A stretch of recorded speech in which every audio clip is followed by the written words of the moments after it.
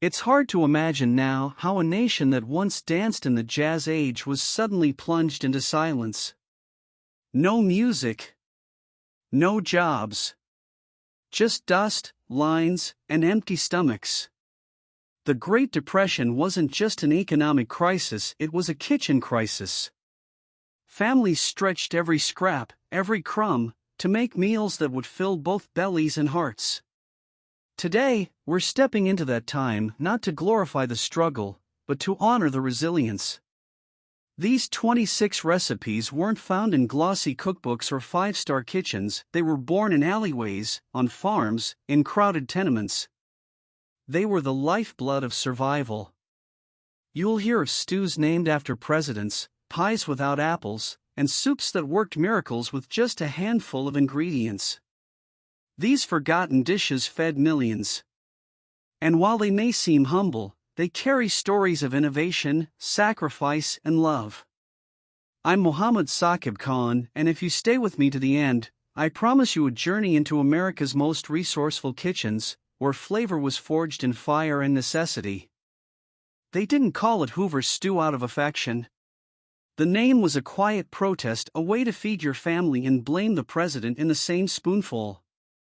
During the Great Depression, Herbert Hoover became a symbol of national frustration, and while many stews existed before his time, this one took on his name as families everywhere began throwing whatever scraps they had into boiling water, hoping it would stretch just one more day. Hoover Stew wasn't a recipe, it was a survival blueprint. Government surplus macaroni. A few slices of hot dog if you were lucky. Canned tomatoes, corn, maybe some beans. It was the food of breadlines and emergency kitchens, stirred together in dented pots by women who had already given up their own portions. But here's the thing, despite its rough reputation, Hoover Stew fed millions. Schoolchildren would come home to the smell of something warm, even if it was thin and runny. Men, worn from standing in job lines all day, would eat 2 helpings in silence, grateful for the fullness even if it was mostly starch. This stew was made in church basements and railcar camps. It was shared among neighbors when there wasn't enough for one family alone. It was Depression-era ingenuity in its rawest form.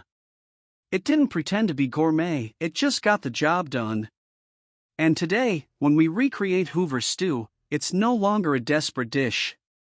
It's a history lesson in a bowl, a reminder of how America, when brought to its knees, still found ways to feed its children. 1 hot dog. 1 can of tomatoes. 1 cup of kindness at a time. We may have blamed the president, but this stew? It saved lives. Let's move on to another silent hero of the era, a broth that served as the weekly lifeline for entire families. If Hoover Stew was the protest, then Depression-era vegetable soup was the prayer. It wasn't made with fresh market baskets or store-bought stock. It was made with onion skins, carrot tops, wilted cabbage leaves, and the bruised vegetables grocers couldn't sell. Nothing went to waste, not even potato peels. Every bit had value. And in the pot, those scraps became salvation. Families would often dedicate 1 day a week, usually Sunday or Monday, to the big pot. Whatever had been gathered, bartered, or scavenged from the garden or the alley behind the grocer went in. Sometimes it simmered all afternoon on a low fire. The smell of boiling vegetables wasn't glamorous, but it meant something was cooking, and that meant hope. Children grew up knowing the sound of the ladle scraping the bottom of the pot. Mothers would thin it out with water to stretch it to 1 more bowl, 1 more child, 1 more day. Salt was precious. Meat was rare. A beef bone, borrowed from a butcher's scrap bin, might give the illusion of richness, nothing more. What made this soup powerful wasn't its ingredients. It was the ritual. The way neighbors brought what they had. The way families made something from nothing. The way everyone sat down together and ate slowly, thankfully. Some called it stone soup behind closed doors, because it often felt like it started with nothing but a pot and a prayer. But over time, this weekly soup became tradition.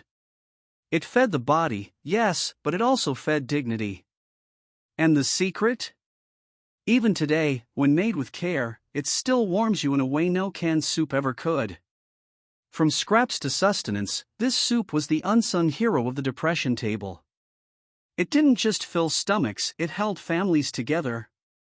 Now let's talk about a dish that came from sailors but kept landlocked families afloat: navy bean soup, the sailor's secret weapon in hard times. It was simple. White beans, water, salt, and patience.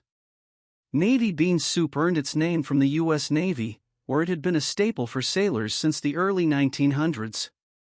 But during the Great Depression, it jumped ship, landing in kitchens across the country, far from any ocean. Why? Because it was cheap, filling, and surprisingly hearty. Just one pot could feed a family for days. In naval mess halls, cooks mastered the art of turning dried beans into nourishment. When the Depression hit, American mothers did the same. Beans were bought dry by the pound, soaked overnight to soften, then simmered low and slow until the broth turned creamy. If there was a ham bone, it went in for flavor. If not, maybe a chopped onion or a pinch of pepper, if you had it. What made navy bean soup special wasn't luxury, it was longevity. It reheated well, thickened with time, and got better each day. It was the kind of meal that stuck to your ribs and reminded you that survival didn't require extravagance, just care. Schools and churches adopted it. Community kitchens ladled it out by the gallon. It appeared in WPA cafeterias and factory lunchrooms. Quietly, it became part of America's backbone. Even President Franklin D. Roosevelt, who served during the worst years of the Depression, had navy bean soup listed as a regular item on the White House menu. In a way, it was the great equalizer. From the sailor to the schoolchild to the president, this soup found its place on everyone's table. Today, when we cook it, we taste more than beans. We taste a memory of perseverance, of quiet discipline, of doing what needed to be done with very little. Now let's stir up another miracle, this time with just 5 ingredients. Get ready for the humble yet mighty potato soup. When money ran out and cupboards echoed, there was one thing almost every household still had: potatoes. They grew in backyard gardens, in forgotten fields, even in old barrels behind sheds. And when there was nothing else to eat, you could always make potato soup, a 5-ingredient miracle that held America together, one spoonful at a time. It started with water because milk was too precious. Add in diced potatoes, maybe a little chopped onion or celery if you had it. A pinch of salt, a bit of lard or bacon grease for flavor. And that was it. Simmer down until the starch released and the soup turned creamy without cream.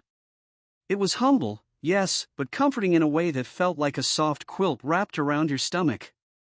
Potato soup wasn't about impressing guests, it was about surviving the day. Mothers would serve it with crusts of bread or leftover cornbread, and it was often the only warm thing a child would eat from sunrise to sunset. Sometimes, older siblings gave up their portion so the youngest could eat more. No one complained, it was just how things were. You could stretch one pot across 2 meals, maybe 3 if you added water the next morning. And when you had milk or butter, even just a little, the soup transformed, still plain, but almost luxurious compared to the day before. For many families, this soup wasn't just dinner, it was proof they could still feed themselves, no matter what Wall Street or Washington was doing. Years later, when times got better, people would still crave it. Not because of the taste, but because of what it reminded them of: home, sacrifice, and the magic of making something out of nothing. Next up, we enter the world of cabbage and dumplings, a dish born of thrift, kept alive by tradition, and passed down through the Amish as a culinary inheritance. In the Amish kitchens of Pennsylvania and Ohio, there was a quiet understanding: food didn't need to be fancy, it just needed to be filling, faithful, and shared. That's where cabbage and dumplings came in. This dish wasn't born in restaurants or written into cookbooks.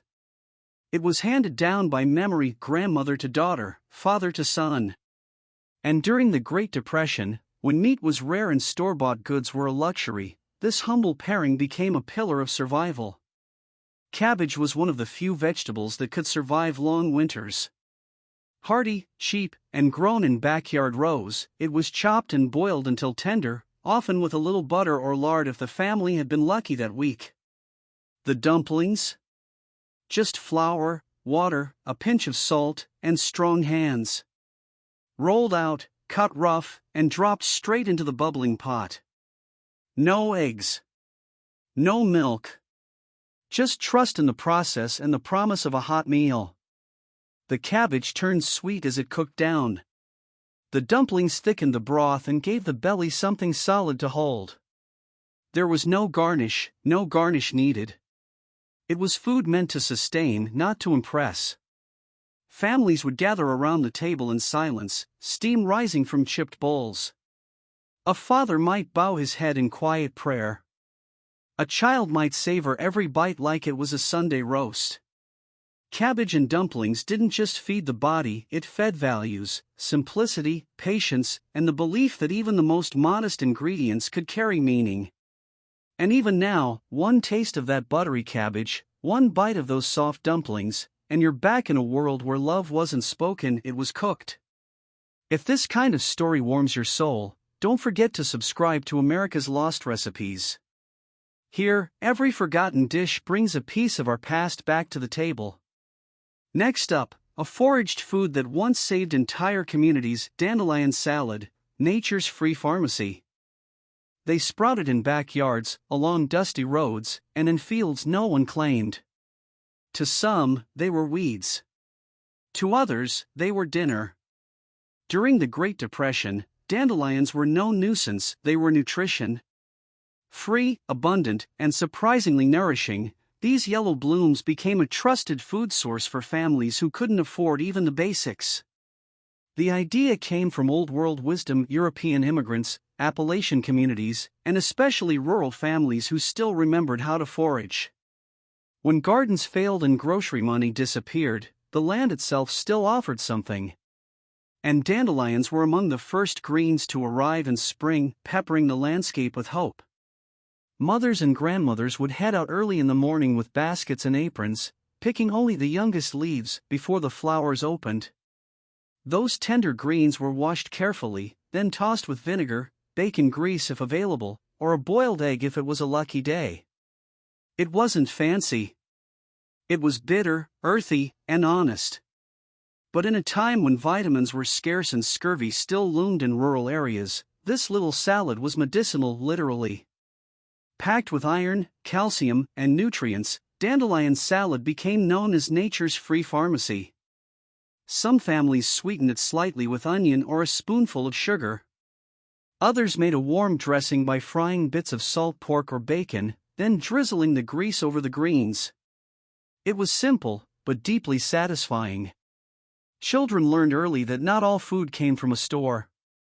That healing could grow from the soil. And that sometimes, the thing everyone ignores might be the very thing that keeps you going. Weeds to some. Lifesavers to others. And if stories like this give you a new appreciation for the forgotten flavors of the past, don't forget to subscribe to America's Lost Recipes.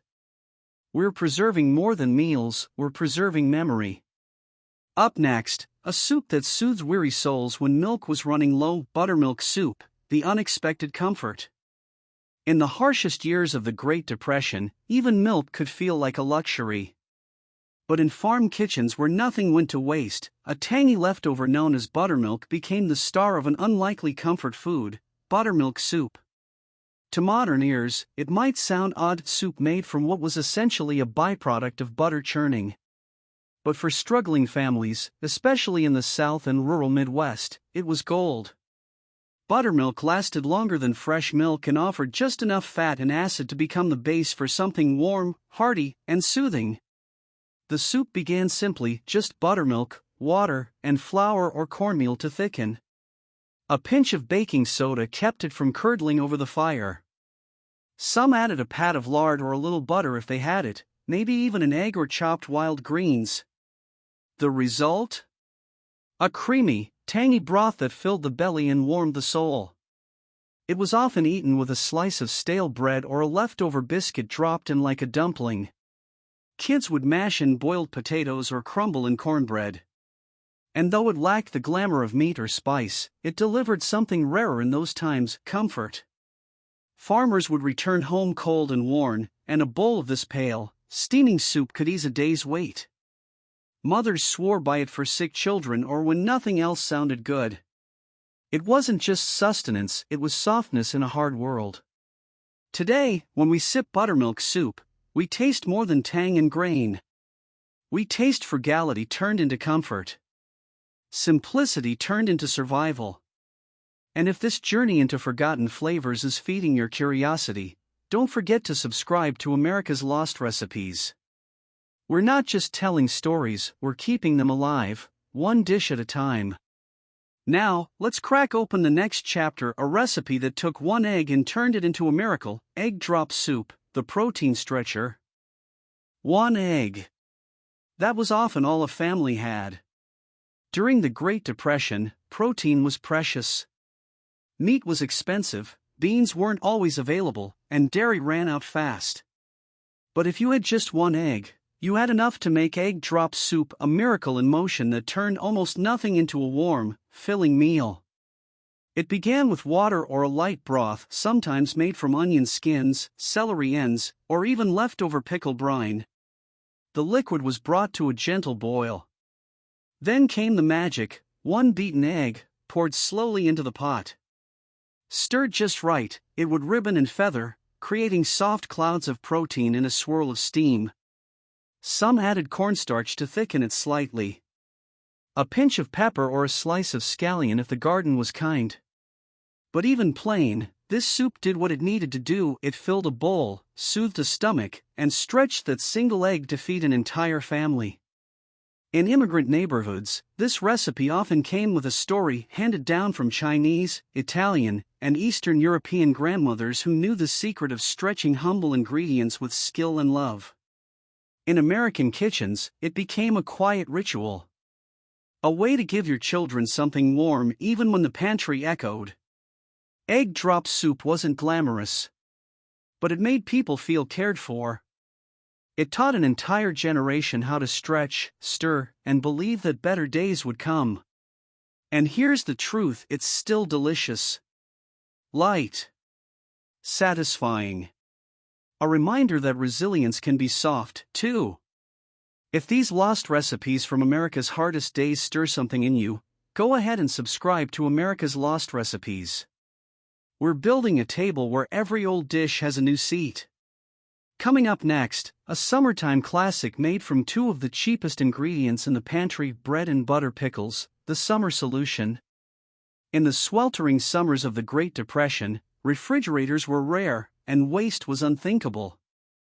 So when cucumbers started coming in by the basketload, families turned to one sweet, sour, and savvy solution: bread and butter pickles. The name didn't come from the ingredients, but from the idea that these pickles were so essential, so dependable, that you could eat them between slices of bread and call it dinner. And many did. The recipe was beautifully frugal. Thinly sliced cucumbers, onions, and sometimes peppers were soaked in a mix of vinegar, sugar, mustard seed, and turmeric. The color turned golden. The taste, bright, tangy, and just a little sweet, was like summer in a jar. These pickles did more than add flavor, they preserved hope. Families canned them by the dozen, lining their pantries with jars like treasure. A spoonful could transform a plain meal of beans or bread into something you'd look forward to. Sandwiches, cold meats, or leftover cornbread suddenly had personality. Mothers taught daughters how to test the syrup. Grandfathers trimmed cucumbers with pocket knives worn from use. And when the crops were too small for markets, farmers sold jars of these pickles roadside for just enough to keep the lights on. They weren't fancy, but they were loved. And today, when you taste a true bread and butter pickle, you're tasting more than vinegar and sugar, you're tasting resilience in its crispest form. These pickles weren't just a condiment. They were a way to bottle sunshine and save it for winter. If that kind of flavor history fills your heart as much as your plate, don't forget to subscribe to America's Lost Recipes. There's plenty more where this came from. Now, from the crunch of pickles to the cream of the morning table, get ready for a dish born from wartime rations and military necessity: cream-chipped beef, the breakfast of necessity. For millions of Americans, especially soldiers and working-class families, cream-chipped beef wasn't just a meal, it was a rite of passage.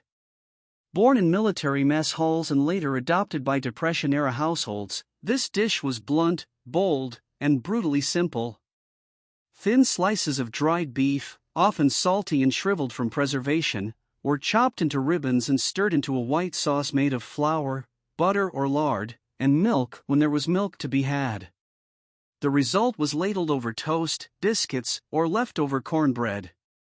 The sauce was creamy and peppery. The beef, though scant, gave it that punch of flavor families had gone without for days. In the army, it earned an infamous nickname. You probably know it, but at home, it was just supper. It filled stomachs early in the morning and late into the night. Mothers made it when meat was running low, but energy was needed. It became a breakfast, a dinner, a survival plan in a skillet. The beef often came from tins, government issue or war surplus. Cheap and shelf-stable. And while fresh meat was a dream, this dish was real, hot, and honest. It was what you served when pride had to sit aside and practicality took the lead. And somehow, despite its reputation, people grew to love it. Maybe because it reminded them of home during hard times. Maybe because it was warm, creamy, and comforting. Or maybe because when times were lean, it still made you feel like you had something. Today, it lives on in diners and army cookbooks, but its roots are deep in American hardship and strength.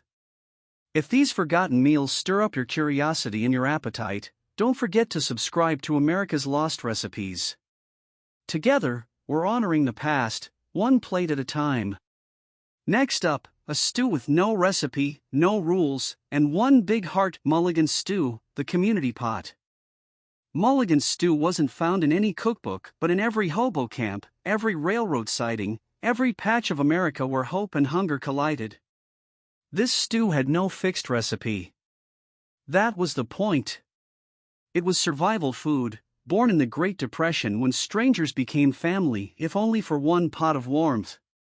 Around makeshift fires in tin can towns, men who had lost everything would each add whatever they had. A potato. An onion. A bit of meat, if anyone was lucky. Sometimes just water and weeds. But it wasn't just about the food. It was about the gathering. Mulligan Stew symbolized something most people missed when telling Depression stories: the human connection.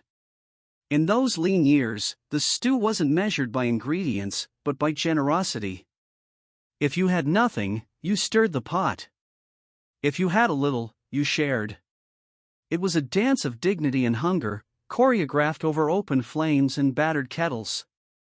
There were rules, too. Unspoken codes of trust. You didn't ask where someone came from. You didn't talk about what you'd lost. But you passed the ladle and shared the bread. Sometimes there'd be beans. Sometimes cabbage. Sometimes just hot broth and imagination. Today, Mulligan Stew has vanished from most dinner tables, but its spirit remains. It reminds us that food, at its heart, isn't about recipes. It's about people. About sharing when there's barely enough. About gathering when everything else is falling apart. So if you're drawn to the lost recipes of resilience, subscribe to America's Lost Recipes. We're not just telling stories, we're keeping them alive, one forgotten dish at a time. Coming up next, a dessert that fooled an entire generation: mock apple pie, the Ritz cracker miracle. Imagine biting into a slice of warm apple pie, only to find out there were no apples at all. That's the magic of mock apple pie, a Depression-era marvel that turned crumbs into comfort and illusion into joy. Families across America swore it tasted just like the real thing. The secret? Ritz crackers. Born in the 1930s, when fresh fruit was a luxury and canned goods were rationed or just too costly, creative cooks had to make do. The Nabisco Company printed this bizarre pie recipe right on the Ritz cracker box. And somehow, it worked. The crust was standard flour, shortening, salt. But the filling? Crumbled Ritz crackers, lemon juice, sugar, cinnamon, and cream of tartar.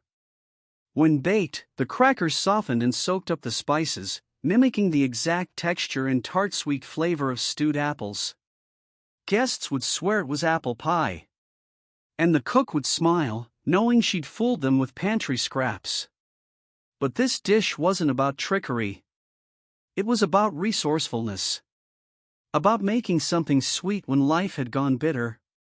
For many families, serving pie, real or not, meant saving face, clinging to tradition, and offering a taste of normalcy in hard times. Even today, when apples are easy to find, the mock apple pie stands as a reminder of what ingenuity and grit can do. It's more than a dessert. It's a testament to American perseverance when families refused to give up on flavor, even when the orchard was bare.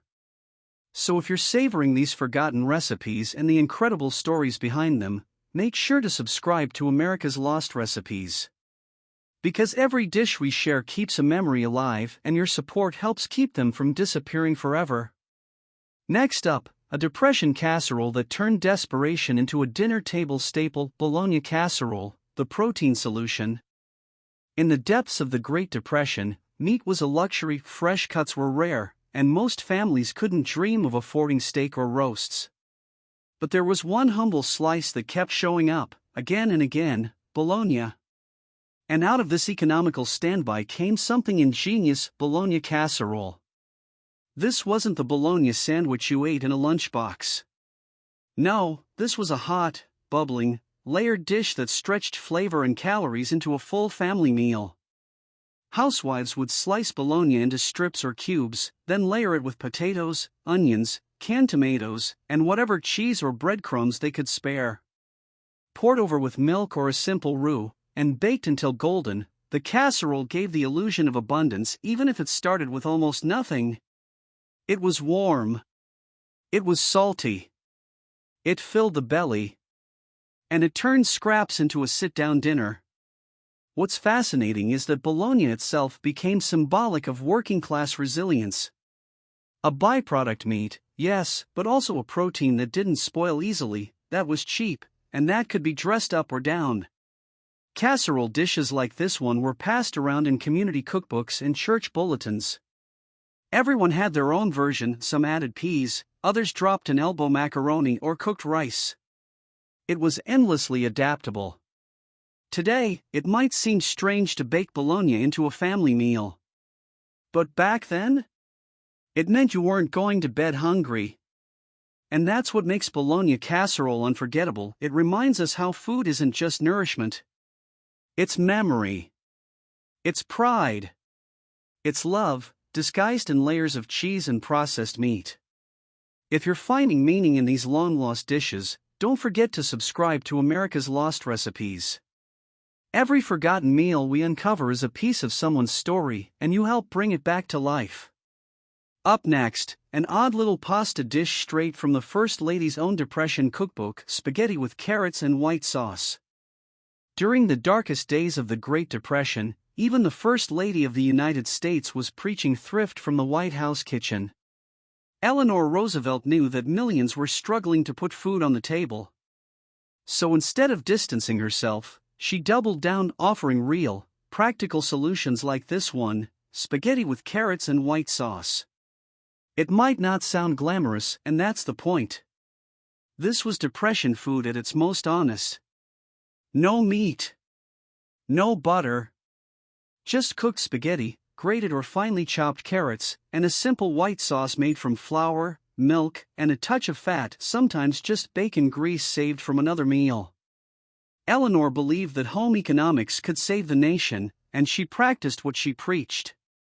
In fact, she famously served this very dish at White House luncheons.